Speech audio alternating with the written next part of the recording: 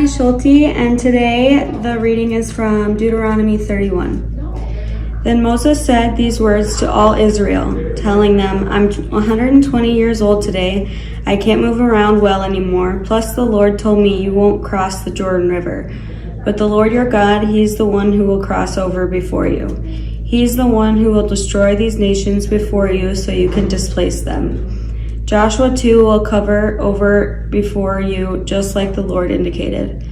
The Lord will do these enemies the same thing He did to the Amorite kings Sihon and Og and to their land when He destroys them. The Lord will lay them out before you and will do to them exactly what the command I've given you dictates.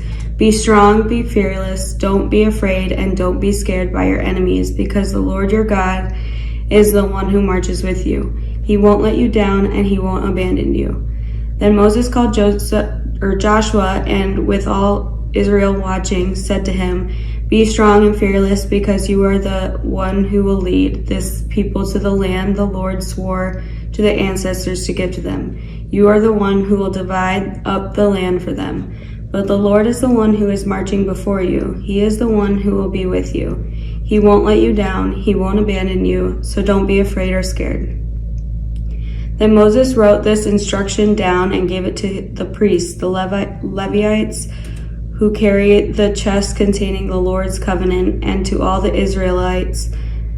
Moses then commanded them, at the end of 7 years at the appointed time in the year of debt cancellation during the festival of booths, when all Israel comes to appear before the Lord your God at the location He selects, you must read this instruction aloud in hearing of all the people. Gather everyone, men, women, children, and the immigrants who live in your cities, in order that they hear it, learn it, and revere the Lord your God, carefully doing all the words of this instruction, and so that their children who don't yet know the instruction may hear it and learn to revere the Lord your God, for as long as you live on the ground you are crossing the Jordan River to possess. Then the Lord said to Moses, It's almost time for you to die. Summon Joshua. The two of you must present yourselves at the meeting tent so I can command him. So Moses and Joshua went and presented themselves at the meeting tent. The Lord appeared in the tent in a pillar of cloud. The cloud pillar stood at the tent's entrance. The Lord then said to Moses, Soon you will rest with your ancestors, and the people will rise up and act faithfully, going after strange gods of the land they are entering. They will abandon me, breaking my covenant that I made with them. At that point, my anger will burn against them, and I'll be the one who abandons them. I'll hide my face from them. They will become nothing but food for their enemies, and all sorts of bad things and misfortunes will happen to them. Then they will say, Haven't these terrible things happened to us because our God is no longer with us? But I will hide my face at that time because of the many wrong things they have done, because they have turned to other gods. So in the light of all that, you must write down this poem and teach it to the Israelites. Put it in their mouths so that the poem becomes a witness for me against them.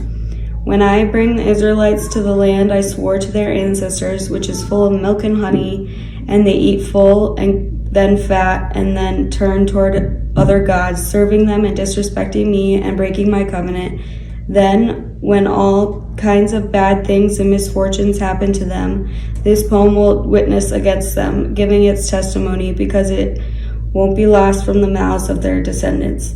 Yes, I know right now that they are inclined to do even before I've brought them into the land I swore. So Moses wrote this poem down that very day, and he taught it to the Israelites. Then the Lord commissioned Joshua, Nun's son, Be strong and fearless, because you are the one who will bring the Israelites to the land I swore to them. I myself will be with you. Once Moses had finished writing in their eternity all the words of this instruction scroll, he commanded the Levites who carried the chest containing the Lord's covenant as follows. Take this instruction scroll and put it next to the chest containing the Lord your God's covenant. It must remain there as a witness against you, because I know how rebellious and hard-headed you are.